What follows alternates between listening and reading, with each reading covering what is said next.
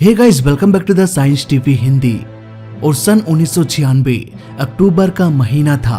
British Airways का एक flight London के हीथ्रो एयरपोर्ट में लैंड करने के लिए जैसे ही अपने लैंडिंग व्हील को डाउन किया, तभी एयरपोर्ट अधिकारी को लैंडिंग व्हील से कुछ गिरता हुआ दिखाई दिया। हालांकि ये प्लेन सुरक्षित लैंड कर गया। जब वो गिरे हुए टुकड़े के पास पहुंचे तो उन्हें अपने आंखों पर यकीन नहीं हुआ।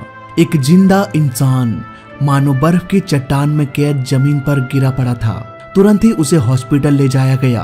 कुछ ही दिनों के इलाज के बाद उसकी हालत सुधरने लगी। जैसे ही वो होश में आया, उसने सबसे पहले पूछा कि मेरा भाई कहाँ है। दोस्तों, आखिर वो प्लेन से कैसे गिरा, उसका शरीर बर्फ से भी ठंडा क्यों था, ये सब जानने के लिए जब उससे पूछताछ किया गया तो उसने जो बताया वो सबको हैरान कर देने वाला था। साल था 1995 की, जब पंजाब में दंगे हुए कुछ ही साल गुजरा था। उन दंगों के इन्वेस्टिगेशन में एक शख्स का भी नाम आया जिसमें उग्रवादियों के साथ संबंध रखने का इल्जाम लगा। वो शख्स कोई और नहीं बल्कि प्रदीप सैनी ही था। प्रदीप सैनी जो पंजाब के एक गांव में रहते थे। उनके माता पिता किसान थे। प्रदीप और उसका छोटा भाई कार मैकेनिक का काम करते थे। ये पूरा परिवार एक सामान्य जिंदगी बिता रहा था। तभी दोनों भाई पर इल्जाम लगा दिया गया। प्रदीप और उनके छोटे भाई विजय सैनी को पुलिस रोज परेशान करने लगी, जबकि उन दोनों भाइयों का कहना था कि हम एक सामान्य परिवार से हैं, हमारा कोई भी लेना देना नहीं उन टेररिस्ट के साथ। फिर भी पुलिस उन पर लगातार प्रेशर बनाए हुए थे। उन्हें रोज परेशान किया जाता, टॉर्चर किया जाता। धीरे धीरे बात इतनी बिगड़ने लगी कि अब वो दोनों मेंटली बहुत डिस्टर्ब हो चुके थे। अब इन दोनों भाइयों को लगा कि इंडिया में रहना सेफ नहीं है, इसलिए अब वो दोनों भाई इंडिया से बाहर जाने का प्लान बनाने लगे। उनका एक रिश्तेदार लंदन में रहता था, इसलिए उन्होंने सोचा कि क्यों ना हम भी लंदन चले जाएं। लेकिन लंदन जाने के लिए जरूरत होती है पासपोर्ट और वीजा की। लेकिन उन पे लगे आरोप इतने संगीन थे कि उन्हें लीगल तरीके से इंडिया से बाहर भेजा नहीं जा सकता था। इसलिए वो एक ऐसे इंसान से मिले जो इलीगल तरीके से वीजा और पासपोर्ट बना के दे। पर वो इंसान भी पैसे लेकर 9-2-11 हो गया। अब दोनों भाइयों के पास कोई भी चारा नहीं बचा सिवाय एक के। अब उन दोनों ने प्लान बनाया कि किसी तरह से हम प्लेन में दाखिल हो जाएं, लेकिन किसी पैसेंजर की तरह सीट पर नहीं बल्कि लैंडिंग गियर में छुप के। फिर क्या था, वो दोनों एयरपोर्ट का जायजा लेने लगे। कब एयरपोर्ट के अंदर दाखिल होना सही रहेगा, कैसे छुपते छुपाते हम लैंडिंग गियर तक पहुंच सकते हैं। कुछ दिनों तक लगातार नजर रखने के बाद एक दिन दोनों भाई मौका पाकर एयरपोर्ट में दाखिल हो गए। छुपते छुपाते दोनों लंदन जा रहे एक प्लेन तक भी पहुंच गए। लैंडिंग से पहले पूरे प्लेन का इंस्पेक्शन किया गया। इसके बाद ये दोनों लैंडिंग गियर के अंदर चला गया और फिर चैन की सांस ली। दोनों भाइयों को लग रहा था कि अब हम लंदन पहुंच जाएंगे, पर यह सफर उन दोनों के लिए नर्क से भी बदतर होने वाली थी। जैसे ही ये प्लेन टेक ऑफ किया, शोर इतना बढ़ गया मानो कान के पर्दे फट गए हो। रबर की जलने की बदबू भी तेजी से आ रही थी। लैंडिंग गियर के अंदर इतनी भी जगह नहीं थी कि वो ठीक से बैठ सके।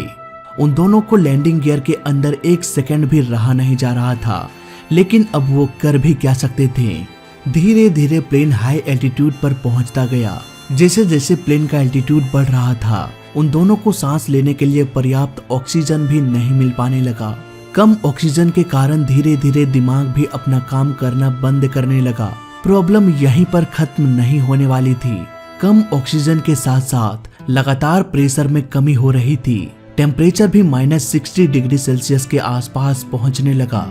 विजय सैनी ये सब बर्दाश्त नहीं कर पाया। वहीं पर उसकी मौत दिमाग फटने की वजह से हो गई। किसी को अंदाजा भी नहीं था कि 40,000 फीट के एल्टीट्यूड में उड़ रहे एक प्लेन के लैंडिंग गियर में दो इंसान छुपे बैठे थे। करीब 10 घंटों के बाद ये प्लेन लंदन के हीथ्रो एयरपोर्ट पहुंच गया। जैसे ही पायलट ने अपने लैंडिंग गियर को डाउन किया, तभी मरे हुए विजय सैनी लैंडिंग गियर से नीचे गिर गया। इसके बाद धीरे धीरे ये प्लेन हीथ्रो एयरपोर्ट के रनवे पर लैंड कर गया। जब ग्राउंड स्टाफ लगेज को उतारने आए तो उन्होंने देखा कि एक इंसान मानो बर्फ के चट्टान के जैसे फ्रीज हो गया हो। ग्राउंड क्रू ने पाया कि अब भी उसकी सांसें चल रही थी। तुरंत ही उसे हॉस्पिटल ले जाया गया। कुछ दिनों के ट्रीटमेंट के बाद वो ठीक हो गया। इन्वेस्टिगेशन के लिए जब उससे पूछताछ किया गया तो उन्होंने अपनी पूरी कहानी बयान कर दिया। इन्वेस्टिगेशन को प्रदीप सैनी के स्टेटमेंट से ये पता चला कि उसका छोटा भाई भी प्लेन के लैंडिंग गियर में सवार था, लेकिन आखिर वो कहाँ गया। कुछ दिन बाद इन्वेस्टिगेशन ऑफिसर्स को विजय सैनी की लाश खाली पड़ी फैक्ट्री में मिला। उसके बड़े भाई ने भी ये वेरीफाई कर दिया कि ये मेरा ही छोटा भाई है। पोस्टमार्टम में ये भी साफ हो गया कि उसकी मौत दिमाग फटने से हो गई। इतने बड़े इलीगल कारनामा करने के लिए प्रदीप पर एक मुकदमा भी चलाया गया। इसके बाद उसे वापस इंडिया भेजने के लिए भी प्रयास किया गया, पर उस जमाने में ना तो कोई आधार कार्ड था और ना ही कोई ऐसा डॉक्यूमेंट जो ये प्रूव कर सके कि प्रदीप सैनी एक इंडियन है। इसीलिए कई प्रयासों के बाद भी उसे वापस इंडिया भेजा नहीं जा सका। प्रदीप तो वैसे भी इंडिया नहीं जाना चाहता था। करीब 20 साल मुकदमा चलने के बाद ब्रिटिश सरकार ने इस मुकदमे को ये कह के बंद कर दिया कि इसके जज्बे को हम सलाम करते हैं। इसके बाद उसे वहां का सिटीजनशिप भी मिल गया। आज प्रदीप सैनी अपने 2 बेटों के साथ लंदन में अपनी जिंदगी बिता रहे हैं। आज भी प्रदीप सैनी अपने छोटे भाई को खोने का जिम्मेदार खुद को ही मानते हैं। तो ये थी एक अजीबो गरीब कहानी 2 भाइयों की। फिलहाल इस वीडियो में अभी तक के लिए बस इतना ही। जय हिंद, वंदे मातरम।